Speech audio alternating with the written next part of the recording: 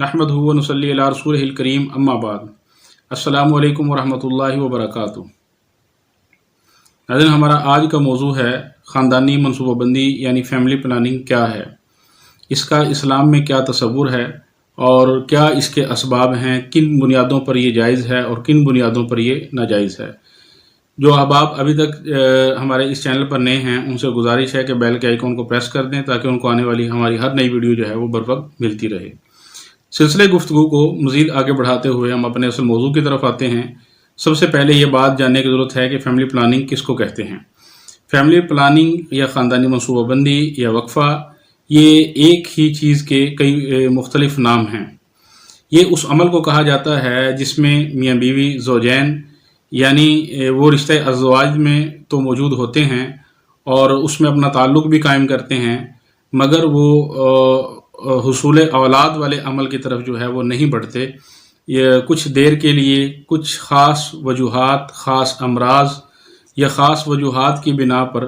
कुछ देर के लिए, कुछ वक़्त के लिए, कुछ महीनों सालों के लिए वो तवक्कुफ़ इख्तियार करते हैं और औलाद लेने से गुरेज़ करते हैं। तो ऐसी सूरत को फ़ैमिली प्लानिंग भी कहते हैं, इसको मनसूबाबंदी भी कहा जाता है, इसी को वक्फ़ा भी कहा जाता है। तो अब देखने की बात यह है कि इसका इस्लाम में क्या तसव्वुर है। इसकी बाज़ सूरतें जो हैं वो इस्लाम की रूह से जायज़ हैं और बाज़ सूरतें जो है वो नाजायज़ हैं। तो सबसे पहले हम बात करेंगे इसकी उन सूरतों पर जो इस्लाम की रूह से जायज़ हैं। इस्लाम की रूह से वो सूरतें जो जायज़ हैं उनमें से सबसे पहली सूरत तो ये है कि अगर कोई शख्स या कोई ज़ौजा उनके यहाँ किसी जोड़े के यहाँ औलाद पैदा हुई और उसकी जो वक़्त रज़ाअत है यानी जो 2-2.5 साल बच्चे के पीने का दूध पीने का वक़्त होता है, वो वक़्त उसका अभी कंप्लीट नहीं हुआ, वो टेनोर उसका भी चल रहा है। इस दौरान अगर माँ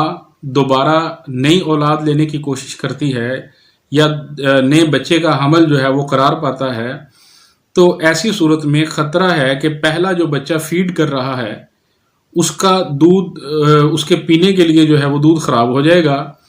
तो उसके पीने के लिए दूध बाकी नहीं बचेगा। तो इस सूरत में अगर कोई शख्स ये बात ये अमल महसूस करता है और इस बुनियाद पर वो तवक्कुफ़ इख्तियार करता है तो शरई तौर पर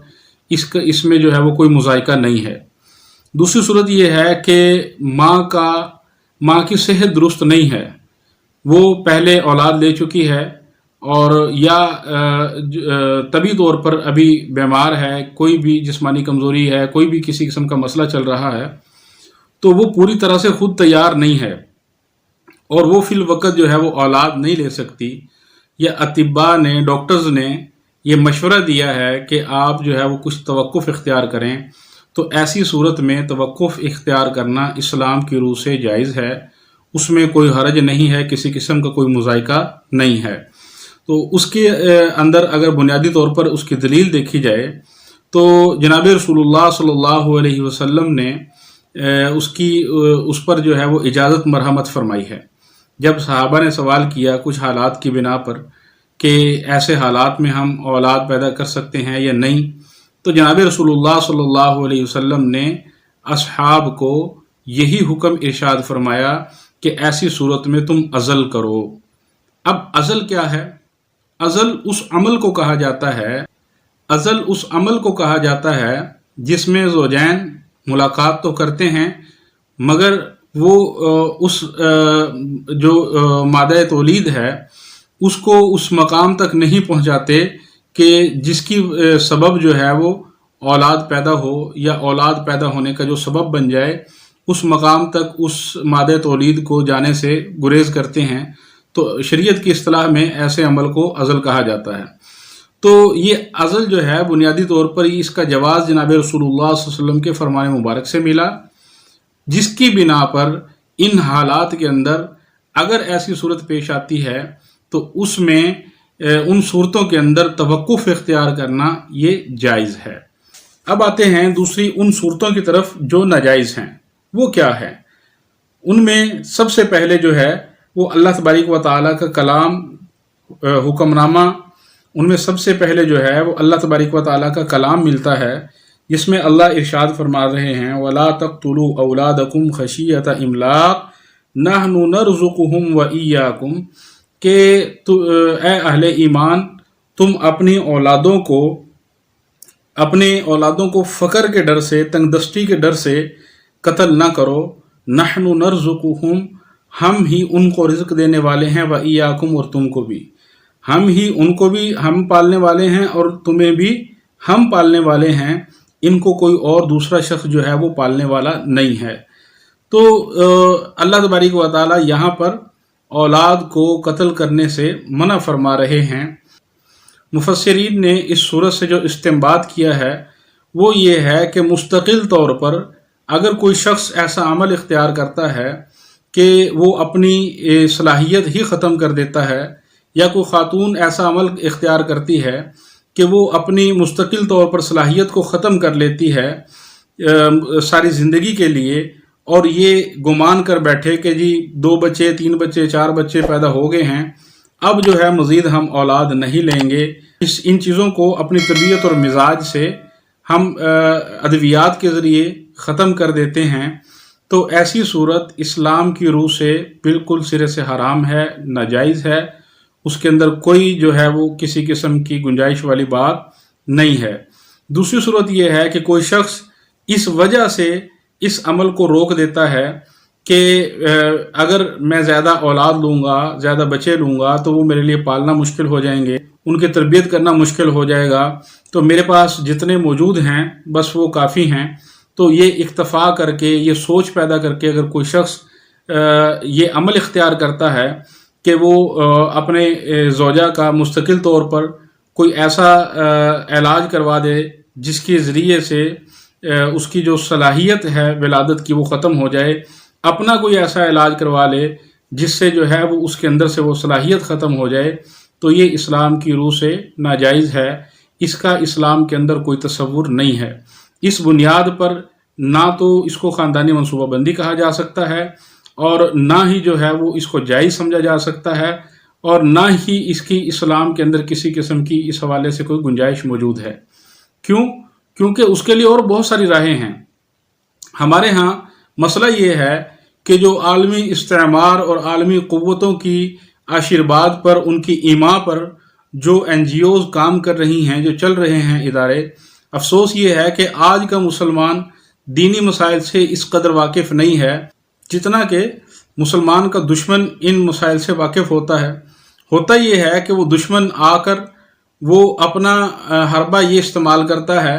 کہ وہ جائز صورتیں لوگوں کے سامنے رکھ کے پہلے بندے کو اس جائز نہج پر لے کے آتا ہے، اس کے بعد جو ہے وہ ناجائز عمل کی طرف اس کو چلانا شروع کر دیتا ہے. اب ہمارے ہاں سب سے پہلے جو یہ منصوبہ بندی کے حوالے سے ادارے آئے جنہوں نے کام شروع کیا،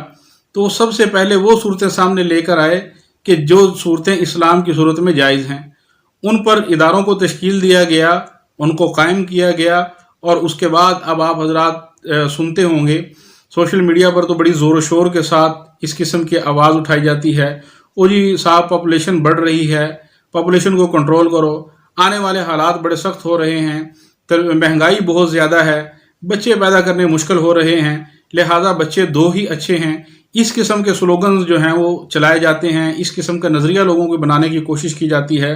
تاکہ لوگ کم سے کم بچے پیدا کریں. جبکہ اگر اس کو اسلام کی روح سے دیکھا جائے تو اسلام کی روح سے ایسی کوئی ترغیب نہیں ہے. جناب رسول اللہ صلی اللہ علیہ وسلم نے ترغیب یہ ارشاد فرمائی کہ جو خاتون، جس خاندان کی خواتین زیادہ بچے پیدا کریں اس میں تم شادی کرو. ارشاد فرمایا کہ زیادہ بچے پیدا کرو تاکہ روز محشر میں دوسری امتوں پر اپنی امت کی زیادتی کے اعتبار سے، اپنی امت کے زیادہ ہونے کے اعتبار سے جو ہے وہ فخر کر سکوں. اسلام میں تو اس قسم کی تعلیمات اور ترغیبات موجود ہیں، مگر آج کا یہود و ہنود کے افکار اور نظریات کا جو دلدادہ ایک طبقہ ہے، وہ ان چیزوں کو جو ہے وہ ہر ممکن کوشش کرتا ہے کہ ان چیزوں کے مخالف رائے اپنی قائم کرے اور اس کو معاشرے کے اوپر جو ہے وہ مسلط کرے. تو ایسی صورت میں ان تمام چیزوں سے بہت زیادہ محفوظ رہنے کی ضرورت ہے. اور اللہ تبارک و تعالیٰ جب قرآن پاک میں خود ارشاد فرما رہے ہیں نحن نرزقہم، ہم ان کو رزق دے رہے ہیں، اور ایاکم اور تمہیں بھی ہم رزق دے رہے ہیں، تو میرے خیال سے پھر اس سے بڑی کوئی اور بات مسلمان کے لیے نہیں ہو سکتی کہ جب جس چیز کا ارادہ، جس چیز کا اعلان اللہ فرما دیں، جس چیز کی ذمہ داری اللہ لے لیں، تو انسان کو اس کے اندر جو ہے وہ بلا جھجک اس پر اعتماد کرنا چاہیے، اس چیز کو ماننا چاہیے، اس چیز پر عمل کرنا چاہیے۔ تو یہ انسان کے لیے جو ہے وہ سب سے بڑی باعث نجات بات ہے۔ تو پھر میں ایک دفعہ آخر میں گزارش کروں گا ان احباب سے جنہوں نے ابھی تک چینل کو سبسکرائب نہیں کیا ہوا